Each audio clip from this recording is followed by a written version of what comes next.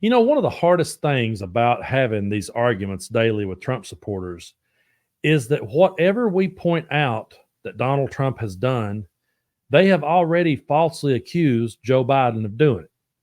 So if we say that Joe Biden is defending and protecting democracy, they say Trump is actually the one protecting and defending democracy.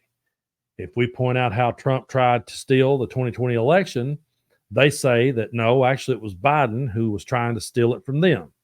So we're just always locked at each other because I feel that on January 6th, they tried to take our vote away. And they were there because they felt like that we tried to take their vote away. So how do we ever find middle ground?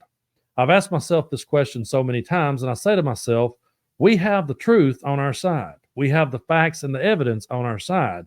So if someone's going to have to give on this one a little bit, it's going to have to be them. Of course, they're going to say that my sources ain't right. Of course, they're going to say that it's all fake news. And so we're right back to square one every damn time. But I want to show you this clip of Vivek Ramaswamy because what they're out there saying is pretty dangerous when you listen to it really and truly, because they're going out of their way to paint us as the absolute enemies of the world. And by us, I mean those of us that oppose Donald Trump. Take a look at this. We are in the middle of a war in this country.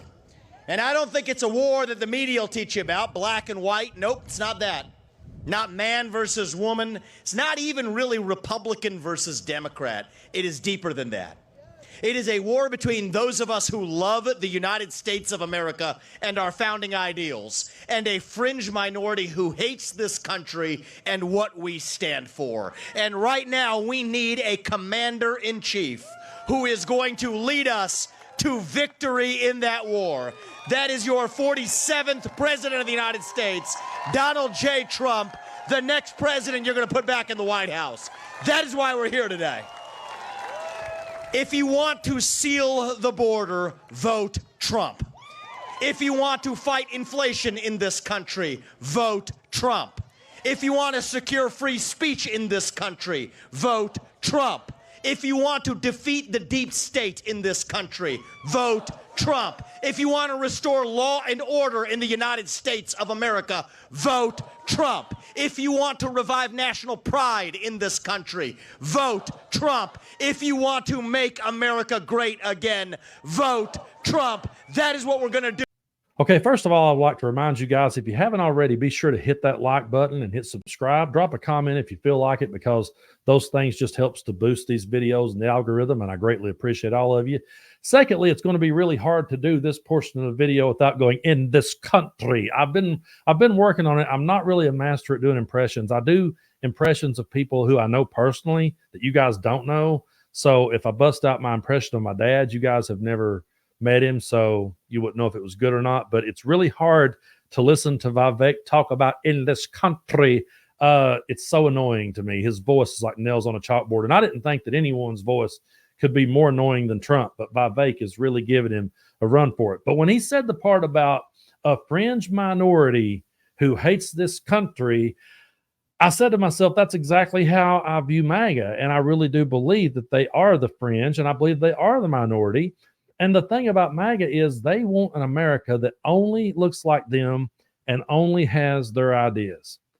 I've made this argument so many times, but on our side of the aisle, we have a much broader spectrum of people.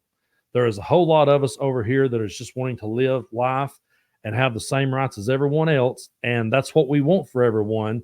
So when you try to accuse us of saying we're the fringe minority that hates this country, I will argue that one all day, that no, actually, you guys are the ones in the minority, and you want the country to look exactly like you, and that's not what America is about. America is about freedom. America is about democracy, and America is a place where everyone can come and make a better way for themselves. But when he wants to sit and talk about if you want to secure the border, well, Biden's working on securing the border. And Trump has said, don't do it, because I want to be able to run on that. I want to be able to continue to push my fear and propaganda. So please, whatever you do, don't fix the border just yet. He wants to talk about inflation. Well, inflation is coming down. If he wants to talk about free speech being suppressed, getting fact-checked is not infringing upon your First Amendment rights. MAGA has spread a lot of lies and misinformation. They've been called out as such. And so now that they try to twist it into their First Amendment rights as being trampled, that's bullshit. If he wants to talk about the deep state in this country, the deep state is a boogeyman that they created when in fact they themselves are the deep state. And if he wants to talk about the party of law and order, they're the party that stood in the way of the peaceful transfer of power and tried to hit police officers up and did hit police officers up the side of the head and drag them around. They're the ones that kicked down the doors. They're the ones that broke the windows. So I never want to hear them talk about being law and order. When he talks about national pride and make America great again, that's just their ridiculous talking points. I don't see anything at all about MAGA to take pride in. I find it to be a huge stain, not only on American politics, but on American history. I realize one day my grandchildren are going to have to look back at this time and study it. And if I'm not around, all I want to say is, Papaw, sorry, kids. I'm really sorry that you all had to study back this ridiculous time in America, and all old granddad here was trying to do was be a voice of reason. But MAGA truly does live in an alternate reality, and I no longer feel bad saying that. Check out this congressman who actually believes that what we're seeing right now is Obama's third term. A lot of Obama people in the White House, and a lot of us think that this is really the third term of Barack Obama, that he's behind the scenes, he's pulling the strings, and that Joe Biden is just, there. And so this is just another example of it. We can see what's going on. The American people can see what's going on, and they're desperate now to try to hide what's really going on with Joe Biden. Now, I'm just going to go ahead and say it. Bill Clinton is my favorite president. I realize that he had his flaws. I know a lot of friends that would disagree with me on that one, but he was my favorite president. That being said, I loved Barack Obama. I still do. And I miss Barack Obama so bad. Whenever I see clips of Obama speaking, it's kind of heartbreaking to me, really, because I remember back when he left office, I said to myself, Donald Trump's going to follow this.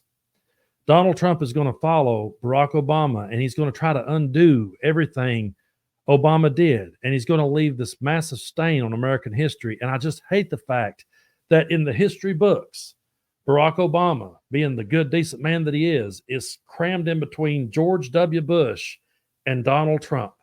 And I just remember thinking how awful it was that he would be the guy that would follow Obama and just ruin everything. But as much as I love Barack Obama, as much as he is one of my favorite presidents, I don't want to see him have a third term. And even though Bill Clinton is my president, I don't want to see him come back and have a third term. And that's, again, why that both sides aren't the same, because MAGA makes it clear that they're okay if Trump comes back for good. I've actually said to people, would you really support a dictator? And I've had them say, I'd be cool with it if he did what I wanted him to do. Well, I wouldn't be cool with it if Clinton or Obama was a dictator. I wouldn't want either one of them to be. Back in 2016, when that rolled around, if Barack Obama had said, you know what, guys, I'm just going to stick around. Part of me would have said, well, yeah, I mean, he's a great president, so we'll be in good hands.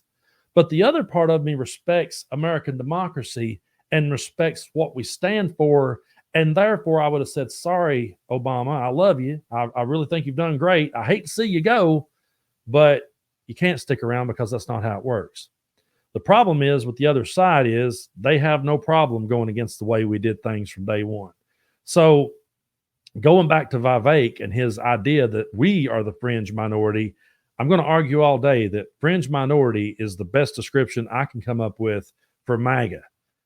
And I really hate to get into the whole, you hate this country, I hate this country. I really hate to get into that spat. But what I will say is that they hate what this country truly stands for. And that's equality. And that is democracy. And that is everyone out there getting a fair shake.